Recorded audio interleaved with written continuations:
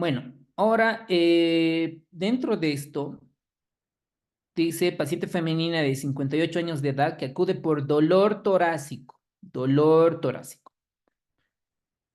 Si tuviera dolor torácico, ¿ok? Dice, de tipo opresivo, que se va a la espalda, desgarrante, desgarrante. Solo por la clínica, señores doctores, ¿de qué enfermedad me está hablando?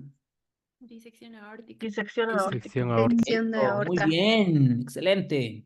Aquí se viene a ganar, a entrar en los primeros lugares de la residencia, no a probar, ¿no? Dice que duró el dolor unos 10 minutos, combinado con una sensación de condensación, diaforesis y dificultad para respirar. Hace 7 años tiene hipertensión arterial, está en tratamiento con hidroclorotiazida, enalapril de manera irregular. Está ansiosa, tocándose la cabeza y tórax, y miren esta presión. 220, 130. Frecuencia cardíaca de 88. Muy bien. Estos datos entran para crisis hipertensiva, señores, doctores. Sí. Sí. Muy bien. Sí, ¿Con doctor. cuánto hablo? ¿Con cuánto es para crisis hipertensiva? 180. Mayor a 180, 120. 120. 180, 120. Muy bien. 180. Excelente. Mayor a 120, 100, 180, 120. ¿Ok? Ok. Entonces, este paciente con la clínica, con la presión arterial que se ha corroborado 2 veces, 3 veces, ¿qué tipo de crisis hipertensiva tendrá? ¿Emergencia o urgencia? Emergencia. Eso. Emergencia. Muy bien. Todas están dominando, todos estamos dominando acá. Es una crisis tipo de emergencia que la causa clínicamente parece ser una disección de aorta. Perfecto. ¿El tratamiento es por vía oral o endovenoso? Endovenoso. Endovenoso. Eso, muy bien. Endovenoso. Intravenoso o endovenoso. ¿Cuál será el medicamento? Nicardipino, labetalol, nitroglicerina. ¿Cuál será el medicamento de elección? La Nitroglicerina. betalol. Nitroglicerina. Ya, aquí les habíamos comentado, todo lo que es cerebro es la betalol, todo lo que es corazón, nitroprusiato, ¿verdad?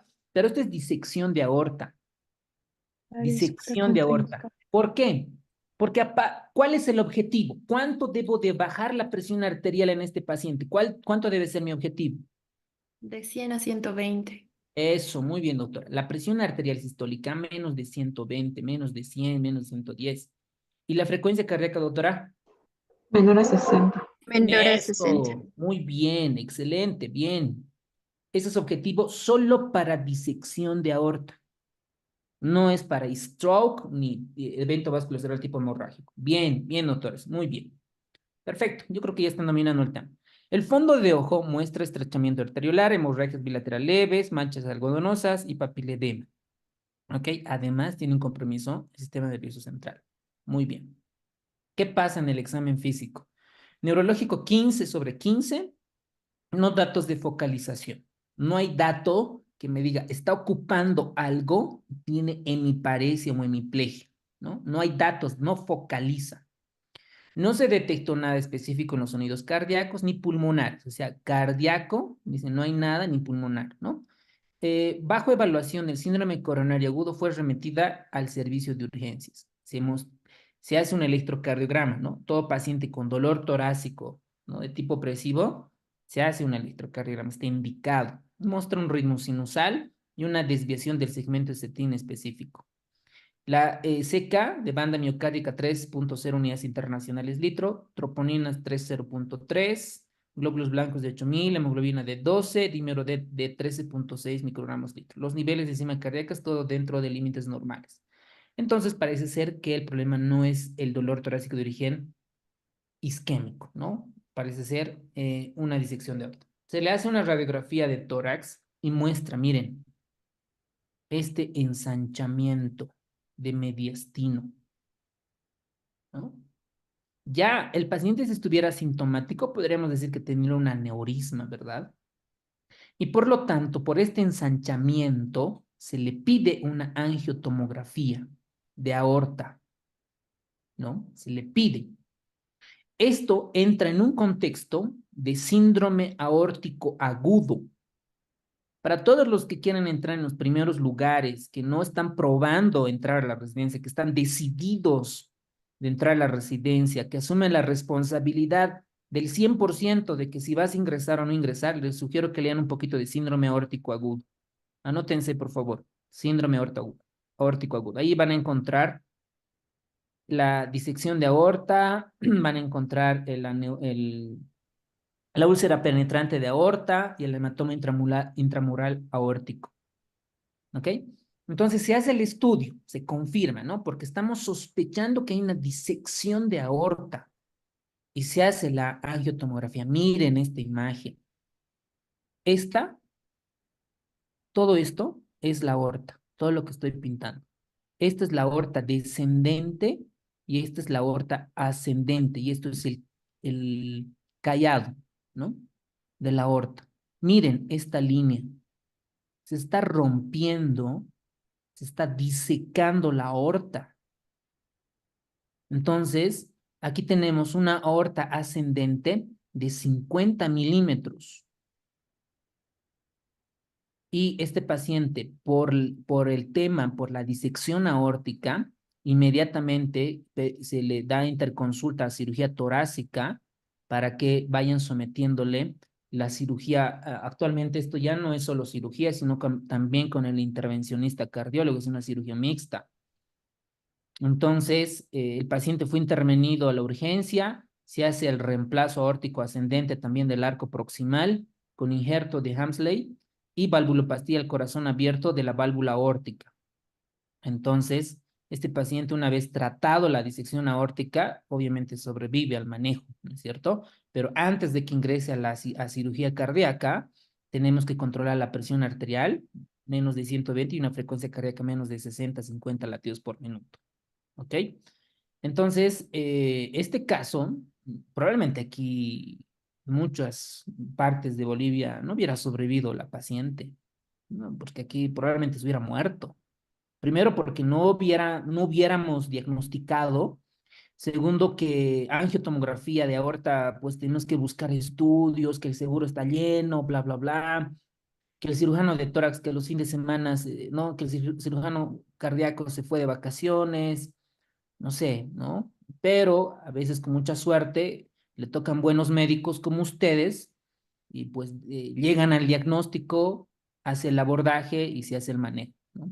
Y lo que los repito, ¿no? El síndrome aórtico agudo, esto anótense, está la disección aórtica, el hematoma intramural y la úlcera penetrante. Esto para todos los que van a ser clínicos. Ahora, si vas a postular a oftalmo, a urología, pues no te va a ayudar mucho. Prefiero que estudies anato, por ejemplo, ¿no? Para que puedas ver.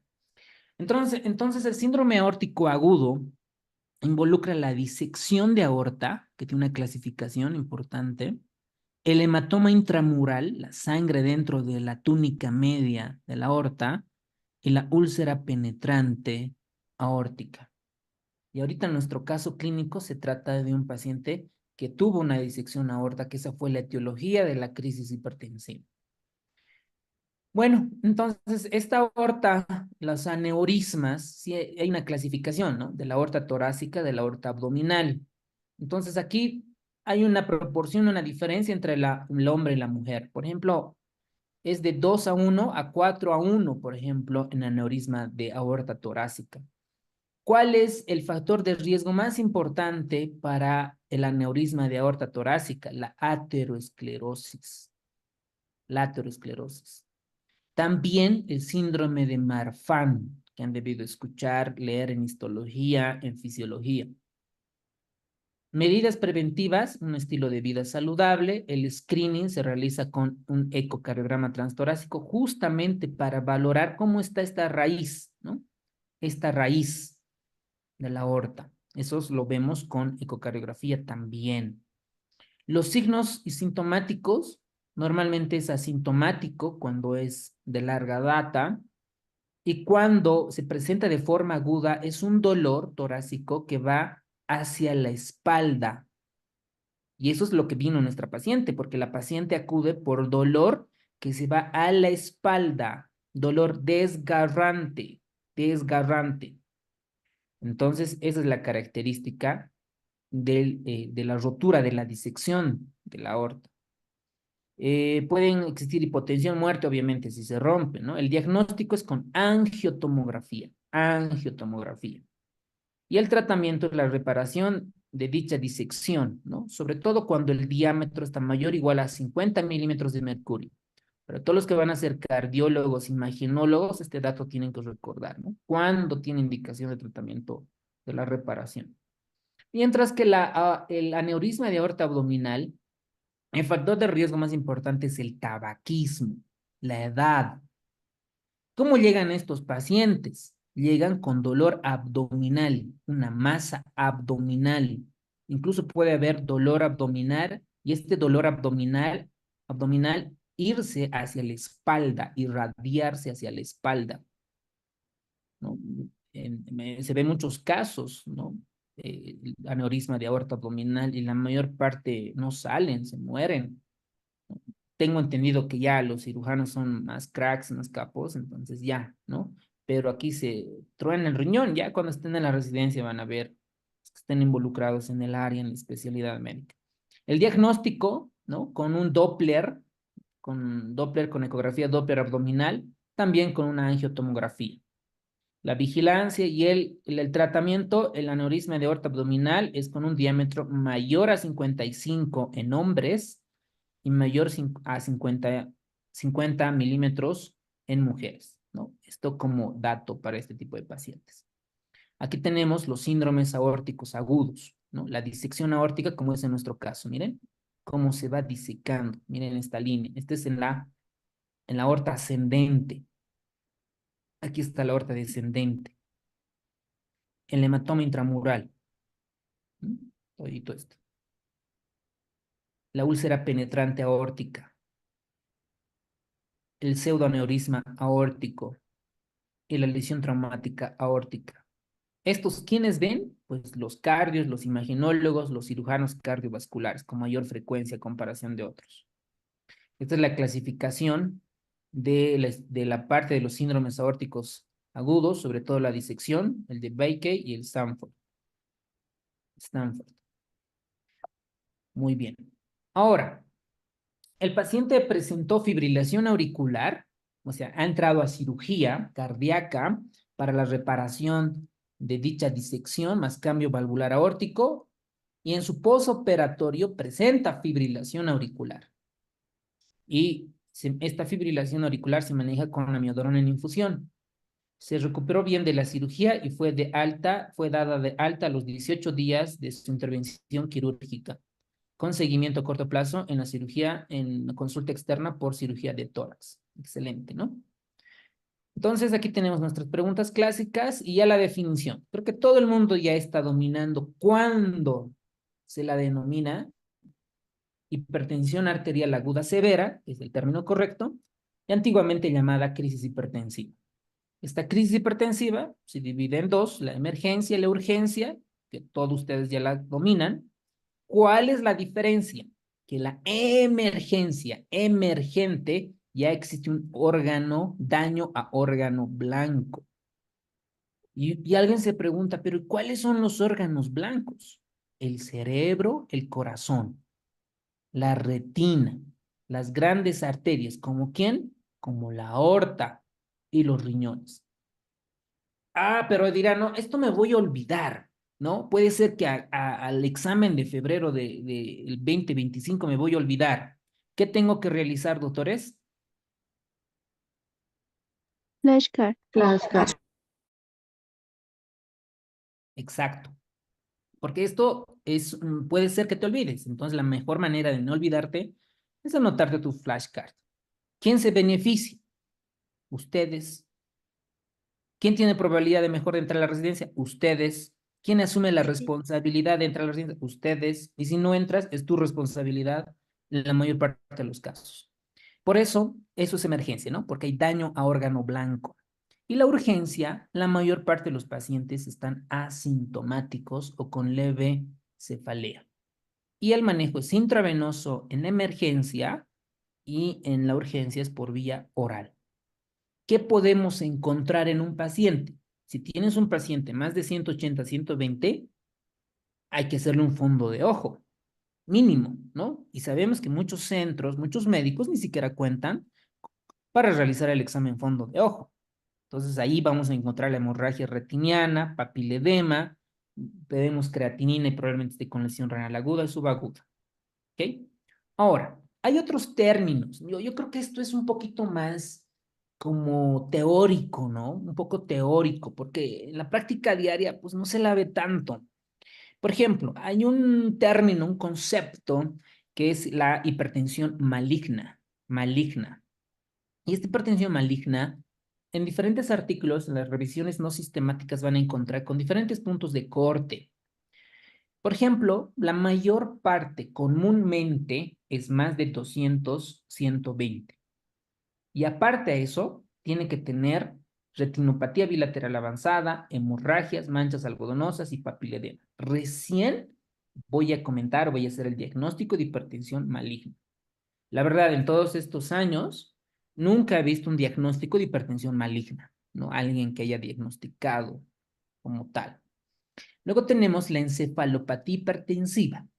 La encefalopatía hipertensiva es cuando el paciente o la paciente cumple, ¿no? Más de 180, 120, pero además tiene algo en el cerebro. ¿Qué es ese algo? Puede ser que tenga letargo, está ahí obnubilado, aletargado, ¿no? No responde, le pellizcas, le molestas, no despierta. O convulsiona, tiene ceguera cortical o coma, realmente está con Glasgow de 3, listo. Paciente con encefalopatía hipertensiva. Listo. Hay otros escenarios clínicos, esto por teoría. Yo la verdad nunca he visto un paciente que tenga crisis hipertensiva y además esté hemolizando y esté con trombocitopenia. Si fuera el caso, llegamos a un diagnóstico de microangiopatía trombótica hipertensiva. Esto es para el examen, ¿no? Para conceptos muy detallados. Después tenemos otras presentaciones de emergencias como accidente. Esto ya es enfermedad, ¿no? O sea, por ejemplo, una hemorragia cerebral, un accidente cerebrovascular, un síndrome coronario agudo, van a tener indirectamente crisis hipertensiva, ¿no? Van a tener, pero no lo internas como crisis hipertensiva, lo internas como la enfermedad como tal, ¿verdad? Una hemorragia cerebral, accidente vasculocerebral, etcétera. Y esta imagen resume todo, ¿no? Yo creo que esta imagen, en tu resumen, ya debería de estar, ¿no? Esta imagen resume todo. Ahí puedes añadir, con esta imagen ya tienes todo el resumen de crisis hipertensiva. La emergencia, ¿no? Rápido, más de 180, 120, con daños a órgano blanco. ¿Me podrían repetir, por favor, como feedback, retroalimentación, cuáles son los órganos blancos?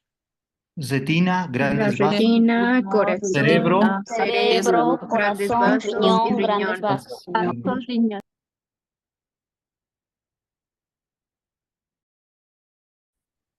Uno por uno. Excelente, muy bien, doctores. Muy bien, esos son los órganos blancos. Entonces, esta emergencia, yo siempre, antes, por ejemplo, cuando estaba en los primeros años de la residencia e interno, me confundía, ¿no? Decía, a ver, un paciente lo vamos a internar como crisis hipertensiva o lo vamos a internar como hemorragia intracraneal. ¿Cuál va primero? ¿O quién ha ocasionado primero? ¿La crisis hipertensiva ocasionó la hemorragia intracraneana o la hemorragia intracraneana está ocasionando la crisis hipertensiva por reflejo? la crisis, La doctor. La La crisis hipertensión, o sea, hipertensiva. la crisis, doctor. ¿Ha hecho que se rompa el vaso o ha hecho que se... Sí, Excelente, ¿no? Entonces, por ejemplo, depende del escenario clínico, ¿verdad? Si fuera un síndrome coronario agudo, sabemos que la aterosclerosis provocó todo eso, el trombo, toda la fisiopatología y generó la crisis hipertensiva, ¿no? Acá es lo mismo, ¿no? Primero, acá, en la hemorragia intracraneal se rompió el vaso sanguíneo, ¿no? En los ganglios basales. Se rompe y el cerebro por autorregulación cerebral dice, ¿qué voy a hacer? Me tengo que proteger, porque digamos aquí está el sangrado y esta parte alrededor del cerebro dice, me falta oxígeno, me falta glucosa. Entonces, por autorregulación cerebral y para mantener la presión de perfusión cerebral, activa todo el sistema nervioso simpático y eleva la presión arterial. Lo mismo pasa en apoplejía, ¿no? Lo mismo pasa. Esa es la explicación fisiopatológica. En el cerebro, cuando hay una isquemia, se tapa, se obstruye la arteria cerebral media, que es la más frecuente, genera isquemia y alrededor se genera la zona de penumbra. Entonces, estas neuronas de su alrededor dicen, me falta oxígeno, me falta glucosa, ¿cómo voy a defenderme? Voy a activar mi sistema nervioso simpático, voy a aumentar la presión arterial, voy a aumentar. Entonces, por si aumenta la presión arterial, va a aumentar la presión de perfusión cerebral. Esta es la explicación que en pacientes con isquemia no se baja tanto la presión. Como comenzamos en la clase, para pacientes que van a ir a trombólisis con tenecteplasa, alteplasa, ¿cuánto debe ser la presión arterial? Menos de cuánto debe de ser? 185, menos de Eso. 180. Muy bien, doctores. Muy bien. Están muy capos. Muy bien. Si fuera paciente con apoplejía, ¿no? Perdón. Paciente con apoplejía, ¿no? Accidente cerebrovascular de tipo isquémico, que no va a entrar, que en la mayor parte de nuestros casos, esto es nuestra vida real, no entra criterios de inclusión para trombólisis, no tiene indicación. ¿Cuánto es mi objetivo de la presión arterial? Menos de Menor cuánto. a 222. 200. 220, 120. Eso, muy bien. Muy bien, doctores. Para recordar esta parte, les voy a compartir lo que vimos acá. A ver, un cachito, no era en Hinari. Ahí, ¿dónde estás? No me acuerdo, ¿en qué parte vimos esto? Era en... Up to date era Doc. Sí, ¿no? A ver, para recordar, eso tienen que anotarse, ¿no? Esto es clave, señores. A ver, vamos a entrar acá.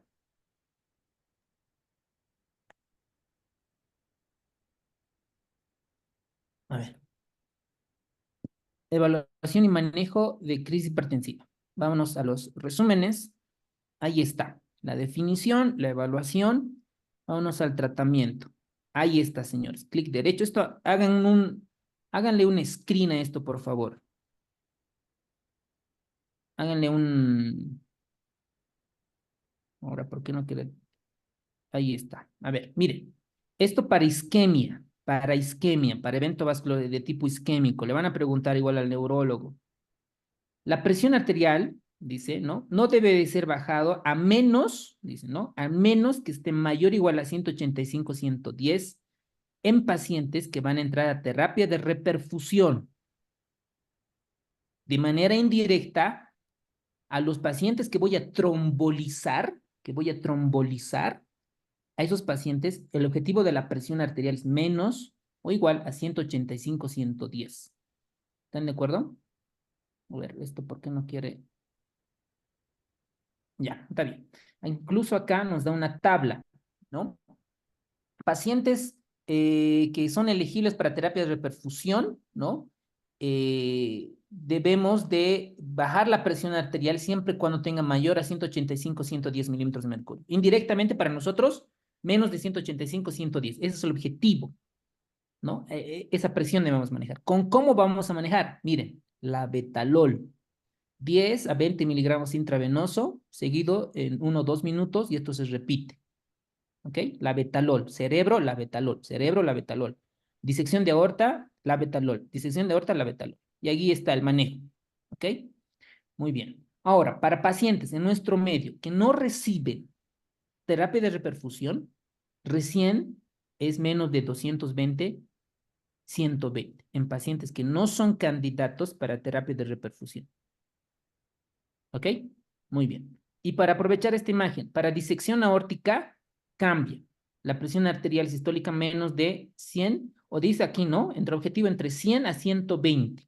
La presión arterial sistólica. Y frecuencia cardíaca menos de 60 o 50, que en algunas guías también lo leí. Para hemorragia cambia estos valores. Y cuando veamos el tema de hemorragia intracerebral, vamos a ver estos datos. Vámonos acá a el objetivo, manejo antitrombótico, ahí está. Miren la presión arterial.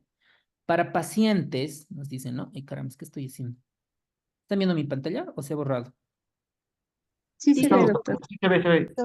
Eso, muy bien, muy bien. Esos son los tips que que a mí me hubieran gustado cuando yo esté estudiando o algo así, me hubiera gustado que me guíen, ¿no? Que me guíen así como les estoy ayudando. Manejo de la presión arterial para pacientes con hemorragia intracerebral aguda, ¿ok? Que presentan presión arterial sistólica entre 150 y 200, sugerimos una reducción rápida de presión arterial hasta un objetivo, mire, 140 milímetros de mercurio. Eso anótense, señores, clave, les van a ayudar, ¿no? Y siempre van a ver ese tipo de pacientes. Si tiene hemorragia, menos de 140 es el manejo. ¿Ok? Muy bien. ¿Alguien hasta ahí tiene alguna pregunta, duda? Todo bien hasta ahí, ¿verdad? Muy bien. Sí, doctor. Excelente. Entonces, eso es con relación el daño a órgano blanco. Encefalopatía hipertensiva, habíamos dicho que el paciente puede estar incluso obnubilado, ¿no? Glasgow 14, 13, está obnubilado, aletargado, incluso puede entrar a coma, ¿no? Un Glasgow de 3, y ahí se investigará por qué está en coma. Hemorragia retiniana con fondo de ojo, falla cardíaca, infarto de miocardio, edema pulmonar tipo hipertensivo, la disección de aorta y fallas renales. ¿Ok? Entonces, ahí, así se manifiesta una emergencia. La urgencia hipertensiva, el paciente básicamente está asintomático, no hay daño a órgano blanco. Puede tener una leve cefalea, vértigo, destellos, puede tener epistaxis. Alguna vez han debido ver, ¿no? Es que este señor, señora, tiene mucha epistaxis, que le sangra mucho la nariz, etcétera, etcétera, y pues puede ser que tenga elevada la presión arterial, pero la mayor parte el otorrino la resuelve. Incluso puede tener descansos no tan reparadores, incluso insomnio. ¿Y por qué? ¿Por qué sucede la crisis, la hipertensión aguda? ¿Por qué? Primero, es porque sus medicamentos no toman o dejan de tomar. Primero. Otras, medicamentos que exacerban la hipertensión, lo que el doctor anterior nos comentaba, ¿no? Paciente resfriado, necesitan descongestionantes y todos los descongestionantes, la mayoría tienen pseudoefedrina. La pseudoefedrina eleva la presión arterial. Entonces puede exacerbar. Lo mismo la Dexa y otros medicamentos, los AINES, por ejemplo, ¿no? El ibuprofeno, el naproxeno, eleva la presión arterial. El café, ¿no? Desórdenes progresivos rápidos, eclampsia, preeclampsia, feocromocitoma, conectivopatías, convulsiones, son los... Y aquí esta imagen habla un poco de las manifestaciones clínicas, ¿no? El cerebro ya lo empleamos, en los ojos puede haber destellos, puede haber tosis, en el rostro un poco de sudoración, disfagia, pero siempre tener en cuenta la parte del sistema nervioso central y sistema cardiovascular. Es clave, señores. Y si no hay nada, auscultamos abdomen, palpamos para ver si no se trata de una disección de aorta abdominal. Aquí tenemos igual, ¿no? Las manifestaciones clínicas en cerebro, cómo puede llegar un paciente con crisis hipertensiva, convulsiones, isquemia, infarto, hemorragias, bla, bla, bla. En el corazón, edema agudo de pulmón, disección de aorta, microangiopatía hemolítica trombótica, lesión renal aguda, papiledema, hemorragia, eclampsia. Diagnóstico. ¿Qué voy a pedir a un paciente con crisis hipertensiva? ¿No? Ya sea urgencia y ya sea emergencia. Llega el paciente, ¿no? Te dice, doctor, doctora, me duele un poco la cabeza. ¿Ok? Le revisamos, no tiene nada, tiene una presión arterial, le vamos a imaginarnos que tiene 190, 130 de presión, ¿no? Pero el paciente está oligosintomático. ¿Qué le vamos a pedir? Primero un hemograma, ¿no? Un hemograma con química sanguínea básica, para ver cómo está la hemoglobina, la creatinina, ¿no? Hemoglobina, eso lo pedimos, ¿no? En laboratorio pedimos hemograma, glucemia, creatinina, electrolitos. ¿Qué más añadimos aquí, doctores?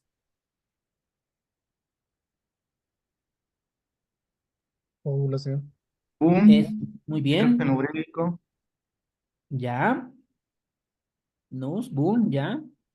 Está alguien dice por ahí perfil de coagulación, TP plaquetas, TTPA, listo. ¿Ok? Perfil lipídico. Perfil lipídico también.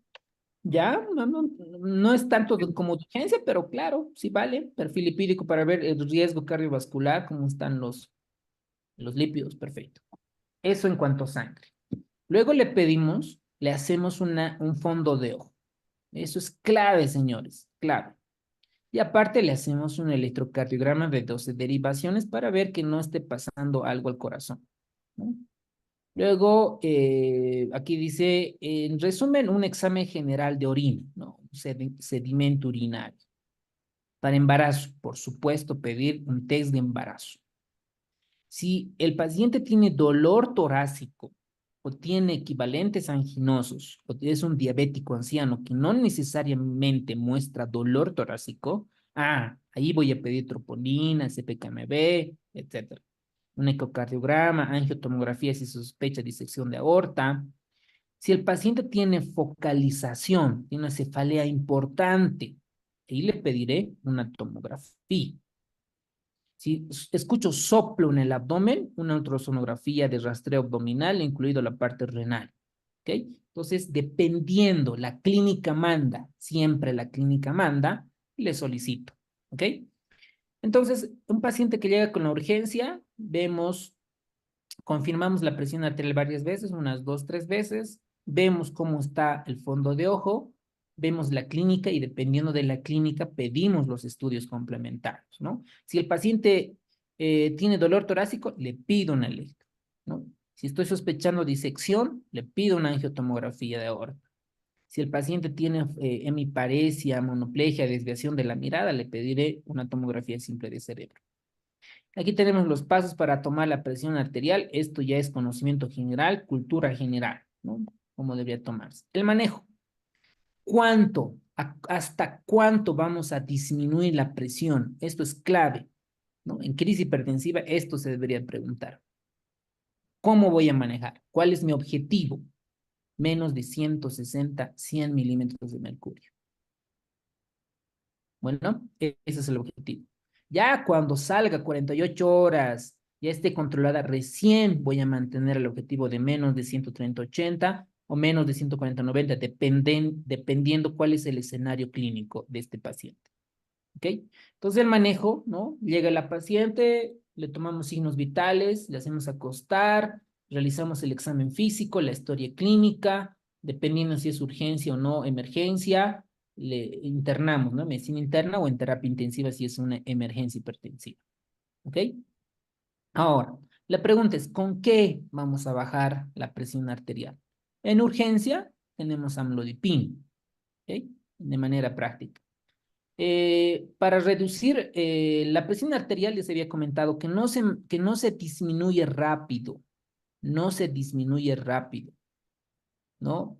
Habíamos comentado que tenemos el nifedipino sublingual en nuestro medio, que la mayor parte lo usan, pero no se debería usar porque induce isquemia cerebral, accidente cerebrovascular, lesión renal aguda o infarto agudo de miocardio.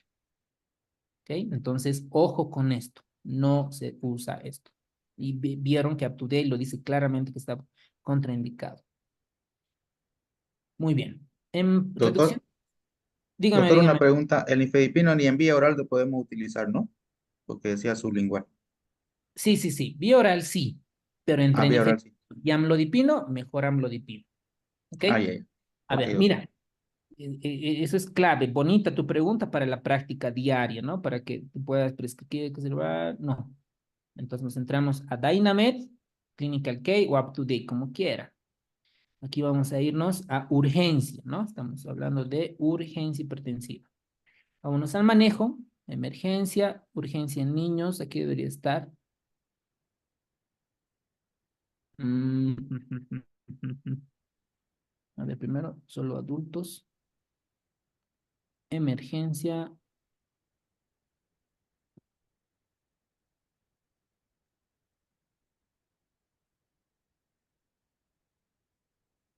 A ver, aquí está, habla de la urgencia.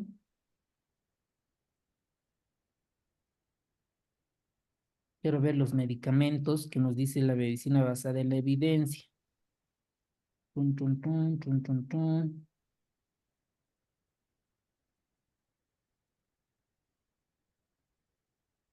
Mm, mm.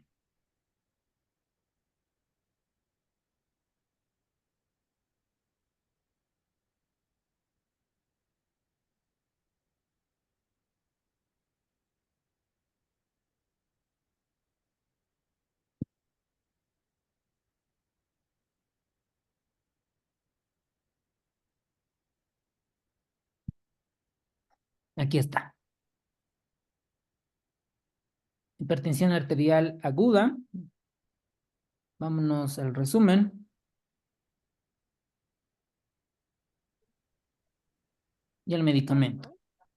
El manejo. Ahí está. Miren. Menos de 160, 100. Perdón, doctora. Yulisa Eisin Flores. A ver, creo que están en otra onda. Mejor vamos a que salgan nomás de la clase. Doctor, disculpe, ¿solo eso en emergencia o también, o sea, estamos hablando de urgencia ahorita? ¿Y en emergencia también se maneja esos valores? Menor a 160, 100. No, no, no. Depende del escenario clínico. Buena pregunta, doctor. ¿Te acuerdas cuando vimos hipertensión arterial isquemia, el isquémico Sí, sí, para pacientes que van a trombólisis y no trombólisis? sí, sí, sí, Eso es diferente, ¿no ven? sí. Para Ah, ok, ok. hemorragia igual es diferente. Por ejemplo, ¿cuál sería el objetivo para una crisis hipertensiva de tipo emergencia por hemorragia intracraneal? ¿Cuánto debería estar tu presión arterial sistólica? ¿Menos de cuánto? Menor, menor a 140. Eso es emergencia. Ahorita estamos en urgencia. Listo, doctor. Muy bien, excelente. Entonces, menos de 160, 100. Eso es nuestro objetivo, dice, ¿no? O no más que del 25 al 30% disminución de la base que hemos tomado, ¿no? Pero esto es suficiente. Ahora veamos los medicamentos. Medicamentos. A ver, voy a tratar de traducir el español para que todos puedan entender, todos podamos ver. A ver.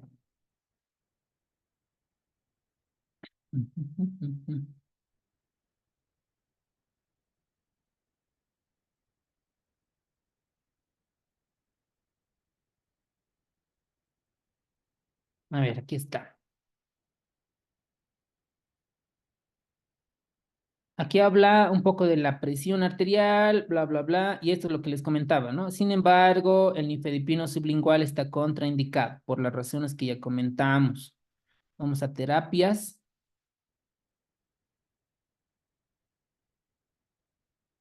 Ya, aquí está. Una variedad de modalidades terapéuticas. En un periodo puedes incluir oral o sublingual, nitratos, captopril, clonidina, hidralazina. Sin embargo, el nifedipino sublingual está contraindicado, que no debería ser usado.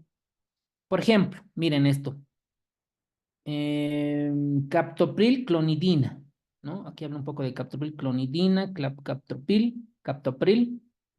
Y aquí tenemos, miren, otras alternativas potencialmente seguras para el manejo de este tipo de pacientes es amlodipino y clortalidón. Entonces ahí anótense, ¿no? Para urgencia en la práctica, ¿qué le vamos a dar? Amlodipino. ¿Cuánto es la dosis, señores? 20, 10, máximo de 10, 10, 20. 10, 10. 10 miligramos. Máximo 10. 10 miligramos. Esa es la dosis. Algunas guías dicen 20 miligramos, pero 10 miligramos, una tabletita. ¿Ok? Perfecto. ¿Alguien tiene alguna duda, consulta hasta ahí? Nadie. Muy bien, vámonos. Emergencia. Ahí está. Esto depende del escenario clínico, ¿verdad? La hipertensión de emergencia sabemos que es más de 180, 120 con daño a órgano blanco. Los órganos ya lo sabemos. ¿Qué vamos a hacer? Dependiendo de la clínica, vamos a comenzar a pedir estudios complementarios, ¿no? Perdón. ¿Y qué exámenes complementarios? Lo que ya comentamos, ¿no? Dependiendo de la clínica, si es una electrografía de 12 derivaciones, radiografía, examen general y todo lo demás. El manejo. El manejo de la emergencia depende del escenario clínico, lo que comentaba el doctor, se estaba confundiendo, ¿no ve? Pero ya se aclaró, dependiendo del escenario clínico. Si es un evento vasculocerebral de tipo isquémico, hemorrágico, si es síndrome coronario agudo, si es disección de aorta, a ver, si es un aneurisma de aorta abdominal, depende del escenario clínico. No es una receta, dices que para emergencia así se debe manejar en todos. No, depende del escenario clínico. Pero de manera general, se podría decir que a la primera hora debemos disminuir la presión arterial entre 10 a 20% en la primera hora. Y en las siguientes 23 horas entre un 5 al 15%. ¿Cuál es el objetivo? Menos de 180, 120, pero esto es de manera general, ¿no? Pero si tiene isquemia, no, pues no ese es el objetivo. Si tiene disección, no ese es el objetivo, pero eso es de manera general, así como muy empírico, ¿verdad? Y menos de 160, 110 durante las siguientes 23 horas. Y aquí es lo que les comentaba. Esta tabla es clave, señores. Clave, clave, clave. Esto les va a ayudar en la práctica diaria. Si es isquémico, solo bajar si la presión arterial está más de 185, 110. Para candidatos de reperfusión, Pregunta para ustedes, doctores, más de 370. Doctores, un paciente que llega a la emergencia con un evento vasculocerebral tipo isquémico, tiene hemiplegia, tiene desviación de la mirada, no puede hablar, ¿cuánto es el tiempo para reperfundir? ¿No? O sea, tenemos el cerebro, la arteria cerebral obstruida, la arteria cerebral media, y el paciente tiene un síndrome piramidal, ¿no? Para desobstruir la arteria cerebral media, ese trombo, ¿cuánto tiempo tengo para hacer trombólisis? 3 horas, 4.5 horas. horas. de 3 a 4 horas. 4.5 horas. 4.5 horas.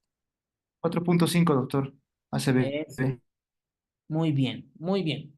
En Harrison, ¿no? O sea, lo ideal es de la práctica clínica, pero para Harrison, ¿no? Está entre 3 hasta 4.5 horas. ¿Ok?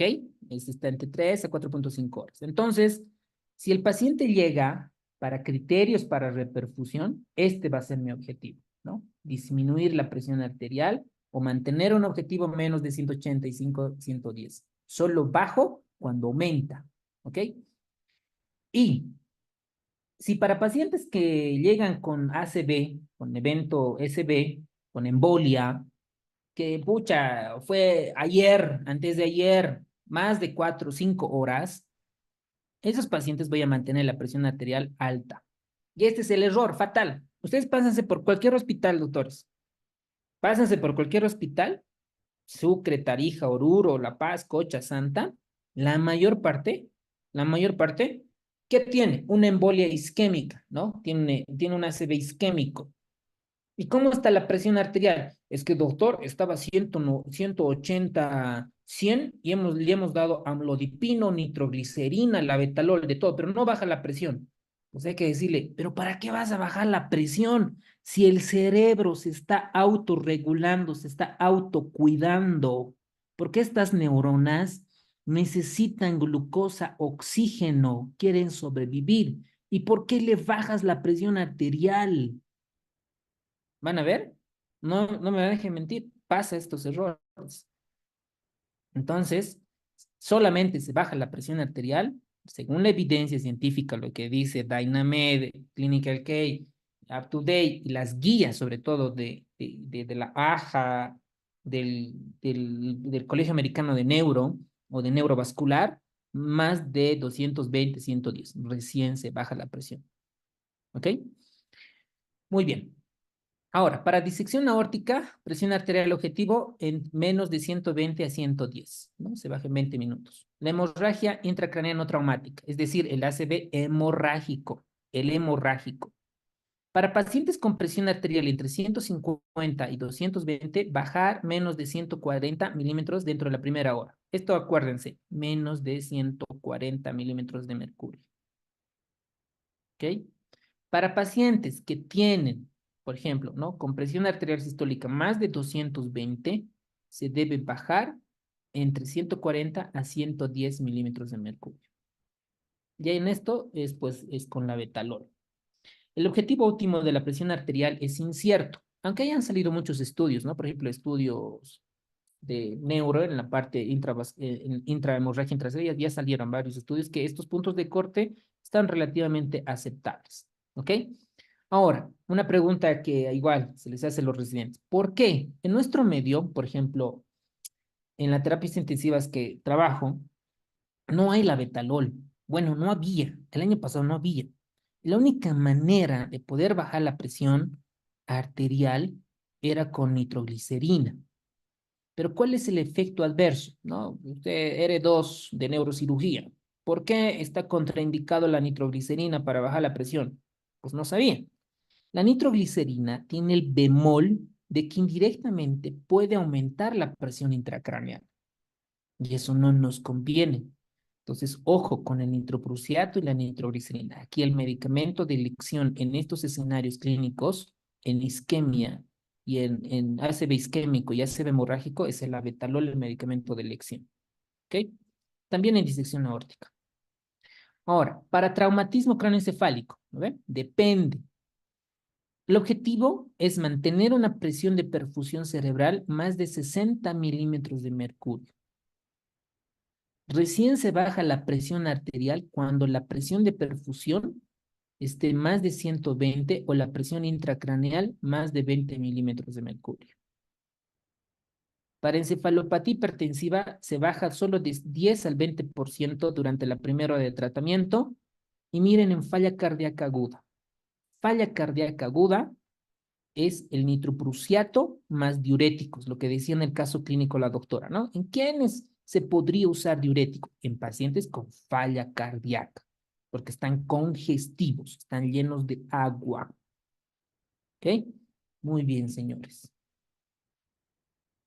Por ejemplo, miren, en insuficiencia cardíaca no voy a usar la betalol, ¿no? Obvio, porque es un beta bloqueante, voy a bajar más el gasto cardíaco. Entonces no me conviene.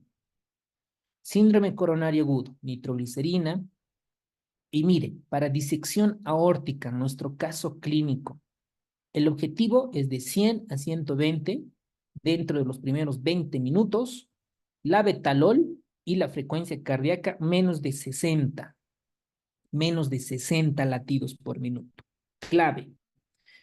En nefroesclerosis maligna o hipertensión maligna, como antes llamaban, hematuria más creatinina, algunos casos con anemia y trombocitopenia, en ese tipo de pacientes, el fenoldopam con hipertensión renal es el medicamento de elección. Obviamente, esto ya son preguntas muy rebuscadas, ¿no? Conceptos muy detallados.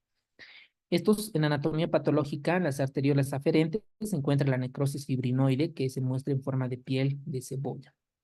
Para feocromocitomas, sabemos que como es un tumor, el tratamiento es la cirugía. Mientras tanto, la fenoxibenzamina es el tratamiento de elección, que ya la vimos en la anterior clase en hipertensión. En disfunción autonómicas graves.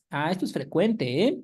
Sobre todo en pacientes con síndrome de Guillain-Barré, porque hacen disautonomías.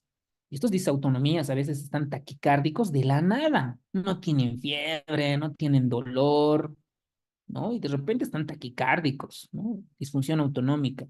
Y en estos pacientes, algunos que hacen crisis hipertensiva, la fentolamina es excelente para manejar.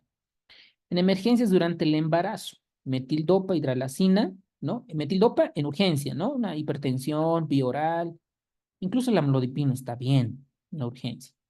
Ya cuando es emergencias hipertensivas, ahí el medicamento de elección es la betalol. Ya esto los ginecólogos, ¿no? En preeclampsia, eclampsia tienen sus propias guías. Hipertensión maligna, ¿no? Es un paciente que tiene vasculitis necrosante difusa, trombos, depósitos de fibrina, necrosis, El paciente tiene hemorragia, exudado, papiledema, un concepto teórico, ¿no? Yo la verdad nunca he visto un paciente con hipertensión maligna. Y el medicamento es tratar de bajar con nitroprusiato la presión arterial. ¿Ok? Muy bien. El tratamiento en caso de que no existe encefalopatía ni otro órgano catastrófico, es preferible disminuir la presión arterial en horas con captopril, clonidina o labetalol. Aquí nuevamente labetalol. Después tenemos otra etiología, la apoplejía trombótica o hemorrágica, que no son elegibles para recibir trombolíticos. Usar antihipertensivos solo con presión arterial más de 220, que ya lo vimos claramente en la previa presentación. ¿Perdón? Lourdes, ¿tienes alguna pregunta?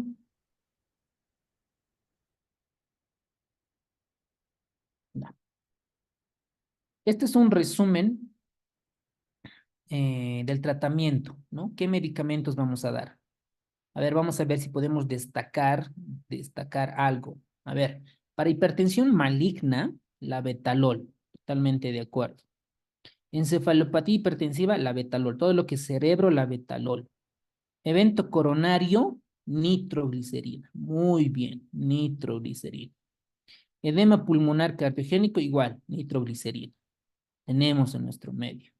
Disección aórtica, la betalol o cualquier otro beta bloqueante, como menciona aquí, esmolol, ¿no? Como alternativa tenemos la betalol. Habíamos dicho que todo cerebro es la betalol y todo corazón es nitroglicerina, excepto disección aórtica. Y para preeclampsia, eclampsia, HELP, la betalol. ¿Ok? Obviamente nicardipino más sulfato de magnesio. Y aquí esto entra en el mundo de la ginecología obstetricia. Aquí tenemos las dosis. Esto van a comenzar a usar cuando ya estén de residentes. Y aquí tenemos los fármacos, que esto no me aparece en esta presentación. Y con eso terminamos la clase, señores. Permítanme mostrarles esto del resumen que está en el libro de Harris. Vamos a usar de acá.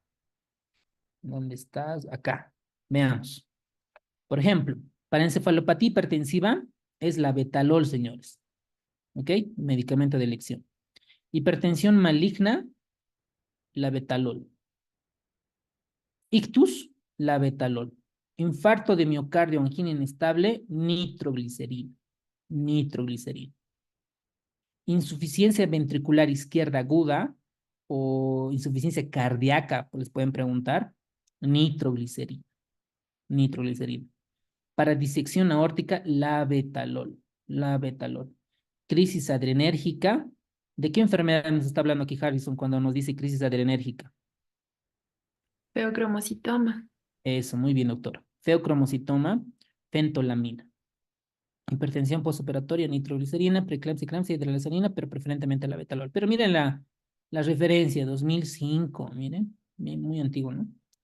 Muy bien, doctores, con eso hemos terminado la clase.